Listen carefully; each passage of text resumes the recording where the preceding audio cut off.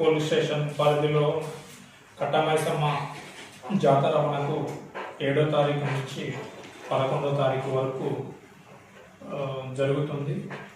ఇట్టి జాతర మనకు మెదకు హైవేపై ఉండటం వలన మనము ఇక్కడ 2 పాయింట్లు, ఒకటి సూరారం జంక్షన్ నుంచి షాపూర్ నగర్ నుంచి వచ్చే వెహికల్స్ను, హెవీ వెహికల్స్ని సూరారం జంక్షన్ నుంచి స్నేక్ గార్డెన్, అక్కడ నుండి గండిమైసమ్మ ఓఆర్ఆర్కి డైవర్షన్ చేయడం జరుగుతుంది.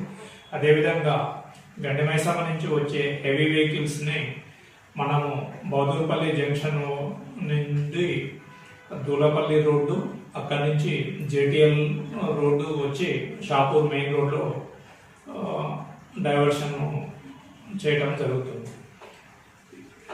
ఇవి హెవీ వెహికల్ డైవర్షన్. అదేవిధంగా మనము జాతర ఆ టెంపుల్ చుట్టుపక్కల ఒక 3-4 ప్లేసెస్లో పార్కింగ్ ఏర్పాట్లు, భక్తులు వచ్చిన వెహికల్స్ కూడా పార్కింగ్ ఏర్పాట్లు చేయడం జరుగుతుంది.